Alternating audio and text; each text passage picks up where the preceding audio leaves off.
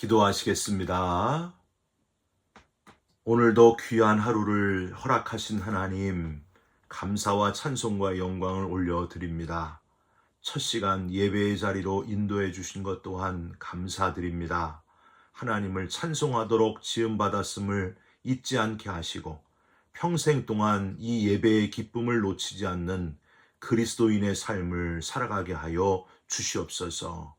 오늘도 어디에 있든지 무엇을 하든지 하나님이 주인된 하루가 되게 하시고 우리 마음속에 슬픔, 근심, 걱정, 염려가 다 떠나가고 하나님이 주시는 평안함, 샘솟는 기쁨으로 충만하게 채워 주시옵소서. 예수 그리스도의 이름으로 기도 올리옵나이다. 아멘. 오늘 함께 나누실 말씀은 데살로니가전서 3장 1절부터 13절까지의 말씀입니다. 이러므로 우리가 참다 못하여 우리만 아덴에 머물기를 좋게 생각하고 우리 형제 곧 그리스도의 복음을 전하는 하나님의 일꾼인 디모데를 보내노니 이는 너희를 굳건하게 하고 너희 믿음에 대하여 위로함으로 아무도 이 여러 환난 중에 흔들리지 않게 하려 함이라. 우리가 이것을 위하여 세움 받은 줄을 너희가 친히 알리라. 우리가 너희와 함께 있을 때에 장차 받을 환난을 너희에게 미리 말하였는데 과연 그렇게 된 것을 너희가 아느니라. 이러므로 나도 참다 못하여 너희 믿음을 알기 위하여 그를 보내었노니 이는 혹 시험하는 자가 너희를 시험하여 우리 수고를 헛되게 할까 함이니 지금은 디모데가 너희에게로부터 와서 너희 믿음과 사랑의 기쁜 소식을 우리에게 전하고 또 너희가 항상 우리를 잘 생각하여 우리가 너희를 간절히 보고자 함과 같이 너희도 우리를 간절히 보고자 한다 하니 이러므로 형제들아 우리가 모든 궁핍과 환난 가운데서 너희 믿음으로 말미암아 너희에게 위로를 받았노라. 그러므로 너희가 주 안에 굳게 선즉 우리가 이제는 살리라. 우리가 우리 하나님 앞에서 너희로 말미암아 모든 기쁨으로 기뻐하니 너희를 위하여 능히 어떠한 감사로 하나님께 보답할까? 주야로 심히 간구함은 너희 얼굴을 보고 너희 믿음이 부족한 것을 보충하게 하려 함이라. 하나님 우리 아버지와 우리 주 예수는 우리 길을 너희에게로 갈 수 있게 하시오며 또 주께서 우리가 너희를 사랑함과 같이 너희도 피차간과 모든 사람에 대한 사랑이 더욱 많아 넘치게 하사 너희 마음을 굳건하게 하시고 우리 주 예수께서 그의 모든 성도와 함께 강림하실 때에 하나님 우리 아버지 앞에서 거룩함에 흠이 없게 하시기를 원하노라. 아멘. 오늘은 데살로니가전서 3장 1절부터 13절까지의 말씀으로 어머니의 마음으로 라는 제목의 말씀을 함께 나누고 기도하는 시간을 갖겠습니다. 사랑하는 아들을 전쟁터에 내보낸 한 어머니가 아들의 전사 통지서를 받게 됩니다. 비탄에 잠겼습니다. 어머니는 식음을 전폐하고 하나님 앞에 통곡의 기도를 올려드립니다.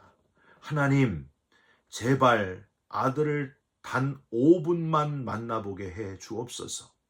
단 5분만이라도 만나면 안 되겠습니까? 어머니의 간절한 기도 소리를 듣고 천사가 나타나서 말합니다. 알겠다. 아들을 딱 5분만 만나게 해주겠다. 그러면 아들의 언제적 모습으로 만나기를 원하느냐?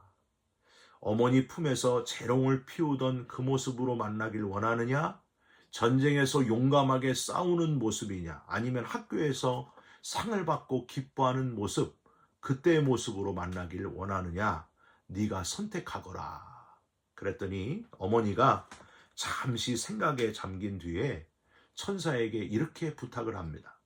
천사님, 아들이 중학교 때 큰 잘못을 저질러서 제게 용서를 빌 때 바로 그때의 모습으로 만나게 해 주십시오. 아들이 눈물을 흘리던 모습이 기억에서 지워지지 않습니다. 그때로 돌아가 아들과 만나서 이제는 괜찮다고 더 빨리 용서하고 끌어안아주고 싶습니다. 지금도 그때를 생각하면 미안한 마음 간절합니다. 사랑하는 성도 여러분, 어머니는 바로 이런 분입니다.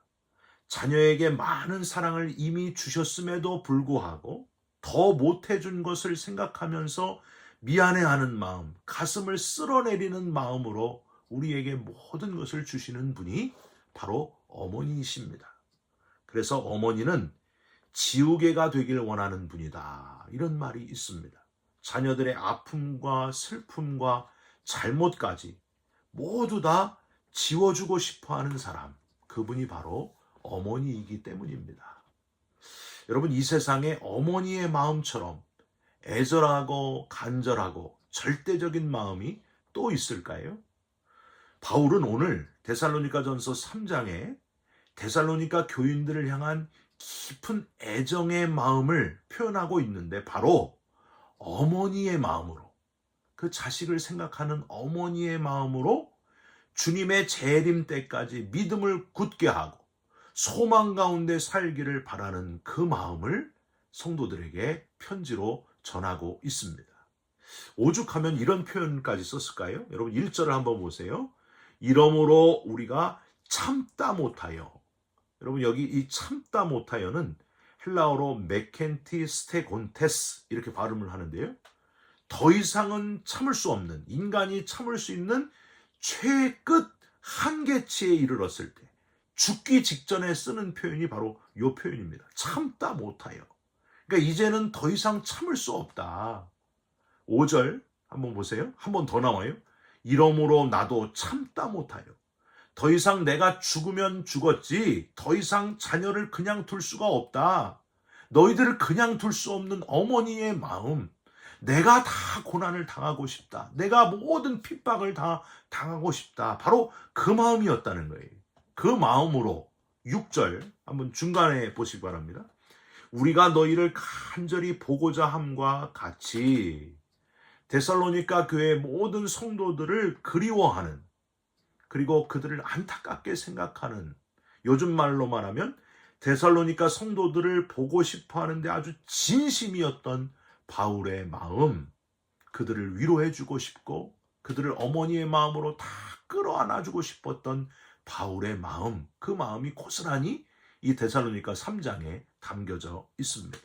여러분, 우리나라 옛날부터 자식을 버리고 간 아빠는 좀 이해를 해도 엄마가 자식을 버리고 가는 것은 도저히 용납할 수 없는 불가능한 일이다. 그런 말을 여러분 들어오지 않으셨습니까? 여기서 우리는 바울이 바로 얼마나 데살로니가 교회 성도들을 보고 싶어하고 안타깝게 생각하고 엄마의 마음으로 품고 싶어 하는지, 그 심정을 우리는 여기서 느낄 수 있습니다. 사랑하는 성도 여러분, 목회자와 성도와의 관계, 그리고 성도님들과의 관계도 이런 관계가 됐으면 좋겠어요.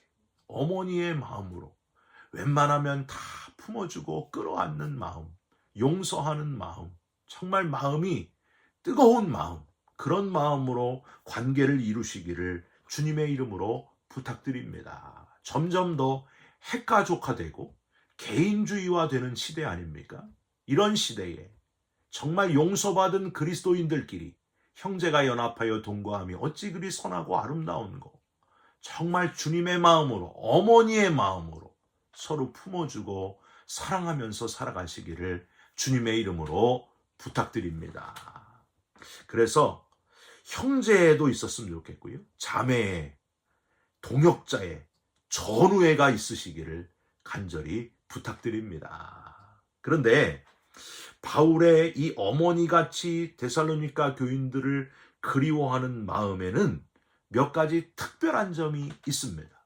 첫 번째, 바울은 데살로니가 교인들이 환난을 잘 이겨내면서 소망을 잃지 않기를 바라는 어머니의 마음을 가지고 있었습니다. 3절을 한번 보세요. 아무도 이 여러 환난 중에 흔들리지 않게 하려 함이라. 5절 중간에 한번 보세요. 이는 혹 시험하는 자가 너희를 시험하여 우리 수고를 헛되게 할까 함이니. 7절도 한번 보세요. 이러므로 형제들아, 우리가 모든 궁핍과 환난 가운데서 너희 믿음으로 말미암아 너희에게 위로를 받았노라. 여러분 뭐가 느껴집니까? 바울은 지금 철저하게 환난을 겪는 것, 너희들이 지금 환난과 핍박을 겪는 것은 이상한 것도 아니고 억울한 것도 아니고 당연한 것이다 하면서 인정하면서 지금 편지를 쓰고 있습니다. 억울하지만 그리스도인이기에 고난을 받을 수밖에 없다. 베드로전서 4장 12절 이후에 사랑하는 자들아 너희를 시련하려고 오는 불시험을 이상한 일 당하는 것 같이 여기지 말고 오직 너희가 그리스도의 고난에 참여하는 것으로 즐거워하라 하셨습니다. 기준이 달라진 인본주의화된 세상에 살고 있지 않습니까? 원래의 모습, 다시 하나님 기준으로 살아가는 것, 신본주의로 살아가는 것이 얼마나 힘든 일인지 바울은 누구보다 잘 알고 있었습니다. 그래서 너희가 신본주의로 하나님 중심으로 살아가려고 하기 때문에 고난이 오고 환난이 오고 핍박이 온다. 당연한 일이다. 그 환난과 고난을 잘 견뎌내야 된다. 바로 이 메시지를 지금 바울이 전하고 있는 거예요. 여러분, 우리가 정말 예수 믿는 그리스도인이라면은 이 땅에 사는 동안 고난과 환난과 핍박을 받을 수밖에 없다는 사실을 인정하시기 바랍니다.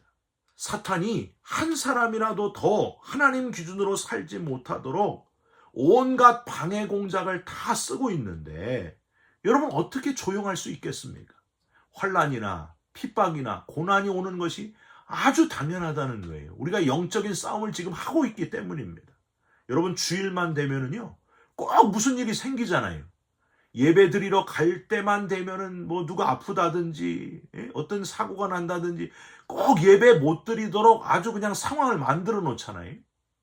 여러분 우리의 호흡이 닿는 그날까지 우리가 정말 그리스도인이라면은 이런 영적인 싸움이 계속 된다는 거예요. 당연한 일이라고 하는 겁니다. 목사님, 우리 교회는 다들 편안합니다. 아무 문제가 없습니다. 조용합니다. 이렇게 말씀하시는 분이 있어요. 그게 문제예요, 여러분. 오히려 걱정스럽더라고요. 여러분, 편안하고요, 평안하고는 다른 거예요. 편안은 세상 환경이나 조건, 내 몸 상태에 따라서 쓰는 말이 편안이에요. 그런데 평안은 다릅니다. 환경이나 조건이나 환경이 최악이고 조건 상황이 아주 위태롭고 내 몸도 당장 내일 어떻게 될지 전혀 모르는 그런 상황일지라도 주님께서 내 안에 있으니 영원한 부활의 소망이 있으니 평안합니다. 천국의 소망을 가지고 있으니 죽음이 다가올지라도 넉넉히 이기는 부활의 몸이 될 확신을 가지고 있으니 평안합니다. 이게 바로 그리스도인들이 가져야 될 평안이라고 하는 겁니다.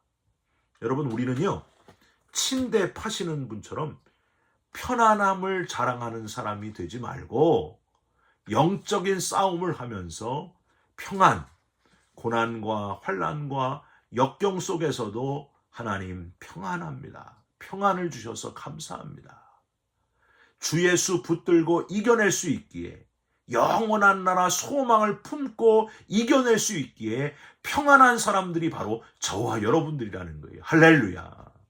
시편 119편 71절 고난받는 것이 내게 유익이라 내가 주의 율례를 배우게 되었나이다. 여러분 이 고백, 평안한 자만 고백할 수 있는 이 고백, 고난받는 것이 내게 유익입니다.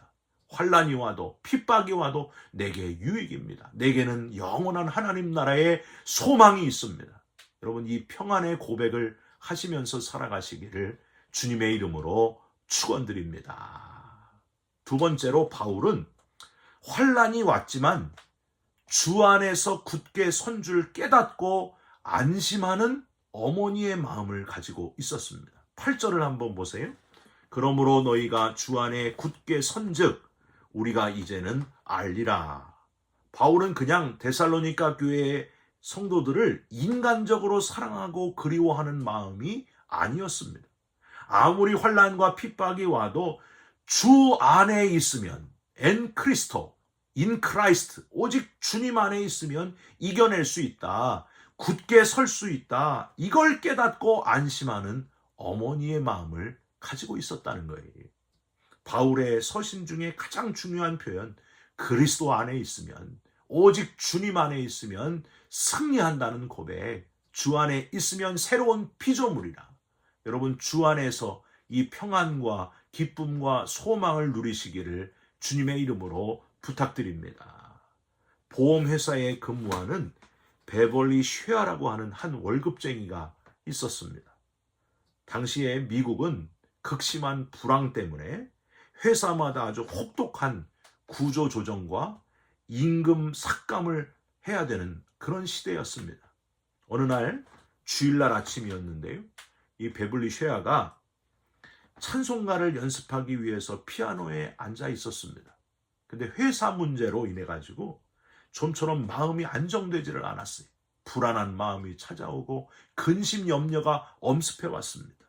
그때 쉐아는 건반 위에서 조그만한 종이 쪽지 하나를 발견하게 됩니다. 그의 어머니 레아 밀러가 괴로워하는 아들, 걱정하는 아들을 위해서 적어놓은 시였습니다. 시. 여러분, 그 시에 뭐라고 쓰여 있는지, 그 시가 뭐라고 쓰여 있는지 이렇게 쓰여 있었어요. 주 예수보다 더 귀한 것은 없네. 이 세상 부귀와 바꿀 수 없네. 어머니는 아들이 어려운 상황 속에서도 삶의 우선순위를 분명하게 정하기를 원했습니다. 베벌리 쉐아는 이 어머니가 적어놓은 쪽지에 충격을 받았고 거기에다가 곡을 붙이면서 힘을 얻고 찬송을 부르게 됩니다. 그 곡이 바로 우리 94장, 옛날 102장, 주 예수보다 더 귀한 것은 없네 라는 찬송입니다. 사랑하는 성도 여러분, 주 안에서 승리하는 이 비밀, 주 예수보다 더 귀한 것은 없음을 확신하고 전해주는 그런 영적인 어머니들이 되시기를, 그런 어머니의 마음을 가지시기를 주님의 이름으로 부탁드립니다. 마지막으로 바울은요, 어머니의 마음으로 간절히 기도했다 하는 사실을 기억하시기를 바랍니다. 지금 저희 어머니도 새벽기도 인도하는 아들을 위해서 새벽마다 기도하고 계세요. 한국에서 내가 너를 위해서 기도할게. 그 말이 얼마나 위로가 되는지 몰라요. 어머니의 중요한 특징이 바로 기도예요. 기도. 자기 자녀를 위해서 간절히 기도할 수 있는 건 이 어머니의 중요한 특징입니다.